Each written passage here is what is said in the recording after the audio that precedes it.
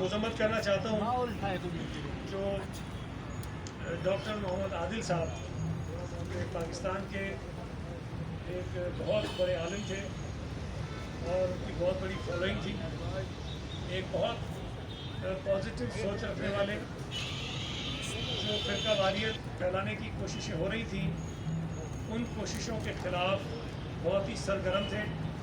हमारी खुद कई मीटिंग्स हुई, चीफ मिनिस्टर साहब के साथ उनकी मीटिंग हुई और वो बड़ी सरगर्मी से पाकिस्तान के ख़िलाफ़ जो साजिश हो रही है, पाकिस्तान में फ़िरका वारियत को हवा देने के लिए जो कोशिशें हो रही हैं उसको नाकाम बनाने के लिए वो बहुत काम कर रहे थे।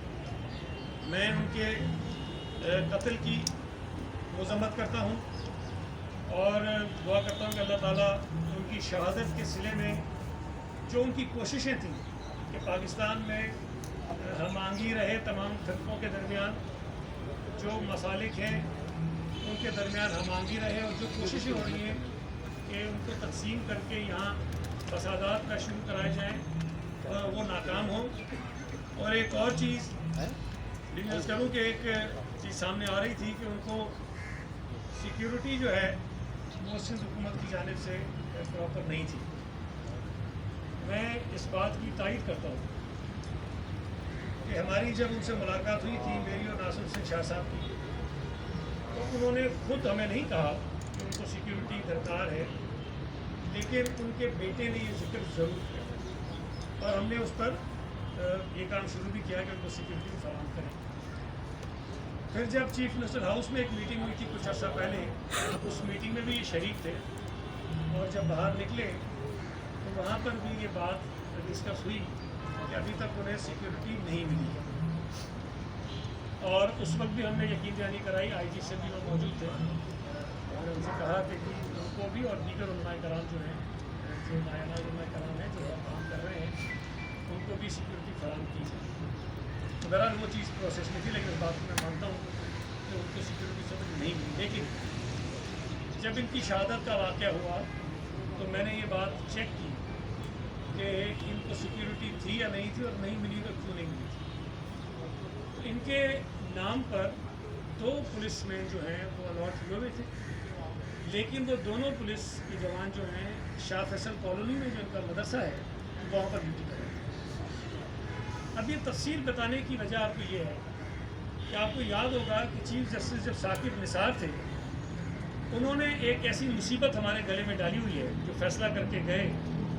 उन्होंने कहा कि थ्रेट असेसमेंट कमेटी अगर बनाएं और अगर किसी शख्स को सिक्योरिटी की ज़रूरत होगी तो पहले वो थ्रेट असेसमेंट कमेटी जो है वो इस बात का तयन करेगी और तय करेगी कि हाँ इसको सिक्योरिटी मिलनी चाहिए कि नहीं मिलनी चाहिए। मैं ये समझता हूँ कि ये कमेटी जो सुप्रीम कोर्ट के एक फैसले के नतीजे में बनी है ये हमारे लिए बहुत ज़्यादा मसाइल पैदा कर रही है।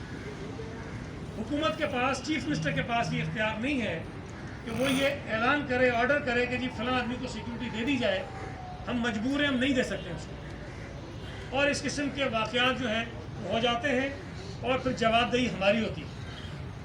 मैं ये समझता हूँ, मैं गुजारिश करना चाहता हूँ कि ये हुकूमत के पास इख्तियार था और होना चाहिए कि अगर हम महसूस करें कि किसी सियासी शख्स को, किसी मजहबी रहनुमा को, किसी और शख्स को जो अंडर थ्रेट है तो हम फौरी तौर पर उसको सिक्योरिटी फराहम करें ताकि इस किस्म के वाक़यात से हम बच सकें। अगर ये कमेटी ना होती तो शायद डॉक्टर मोहम्मद आदिल साहब को हम 1 घंटे में वो पुलिस फराहम कर सकते थे जिनकी उनको ज़रूरत थी।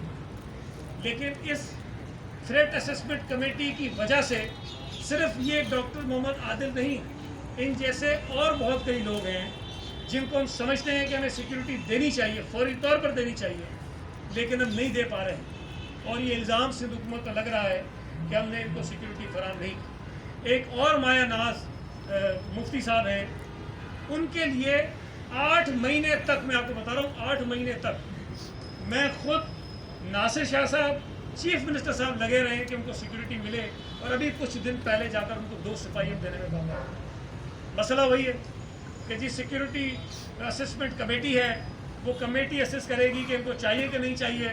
बेशुमार उसके मेंबर्स हैं, मुख्तलिफ इदारे उसका हिस्सा हैं। एक इदारा कहता है कि मिलना चाहिए, दूसरा कहता है कि नहीं मिलना चाहिए। इसी चक्कर में जो है وہ معاملات نکل جاتے ہیں اور 8-8 9-9 مہینے تک ان لوگوں کو ہم سیکورٹی نہیں دے سکتے ہیں جن کو اس کی ضرورت ہوتی ہے. تو یہ ایک بہت سیریس ایشو ہے. سپریم کورٹ بعض اوقات ایسے فیصلے کر دیتا ہے, ان کی نیت ٹھیک ہوگی, لیکن پریکٹیکلی حکومتوں کے لیے مسائل پیدا ہوتے ہیں. اور یہ اتنا بڑا واقعہ ہو گیا جس کا الزام سندھ حکومت پر لگ رہا ہے کہ آپ نے سیکورٹی نہیں دی. میں گواہ ہوں اس بات کا کہ انہوں نے ہم سے سیکورٹی مانگی ہے, مجھ سے مانگی ہے, ناصر حسین شاہ صاحب سے مانگی ہے, لیکن ہمارے کہنے کے باوجود بھی ہم کسی ایسے ہائیسٹ ٹارگٹ کو بھی اگر فوری طور پر 2-4 پولیس کے جوان بھی نہیں دے سکتے ہیں تو ہم پھر کس طرح سے سیکورٹی فراہم کریں گے؟ تو یہ بہت اہم ایشو تھا. میں یہ سمجھتا تھا کہ میں آپ کے سامنے رکھوں. ایک اور مسئلہ بھی ہوا ہے. شیخ رشید نے ایک پریس کانفرنس کی اور اس پریس کانفرنس میں اس نے کہا کہ اپوزیشن جو جلسے کر رہی ہے ان جلسوں میں کرونا بھی پھیلے گا اور دہشت گردی بھی ہو سکتی ہے. اور اس کے کچھ گھنٹوں بعد یہ دہشت گردی کا ایک بہت بڑا واقعہ کراچی شہر میں ہوا ہے. میں مطالبہ کرتا ہوں کہ شیخ رشید کو شامل تفتیش کیا جائے, اسے پوچھا جائے کہ اس کے پاس وہ کون سے ذرائع ہیں, اس کو کس نے بتایا ہے کہ دہشت گردی اپوزیشن کے جلسوں میں ہو سکتی ہے. اگر اس کے علم میں یہ چیزیں ہیں تو اس کو بتانا چاہیے. جو دہشت گرد تنظیمیں ہیں, جو غیر ملکی طاقتیں ہیں, اگر وہ یہ کرانا چاہتی ہیں تو شیخ رشید کو پتہ ہے. اگر ان کو پتہ ہے تو فوری طور پر اقدامات حکومت نے کیا کیے ہیں. مجھے کہیں یہ نہ کہنا پڑے جو ہم پہلے بھی کہتے رہے ہیں کہ پی ٹی آئی جو ہے دہشت گردوں کا سیاسی ونگ ہے, اور ماضی میں بھی یہ اس قسم کی چیزیں کرتے رہے, اور خدا نہ خواستہ آئندہ بھی اپنی سیاسی اپوزیشن جماعتوں کو روکنے کے لیے کہیں ان کا جو ملیٹنٹ ونگ ہے وہ کہیں استعمال نہ ہو.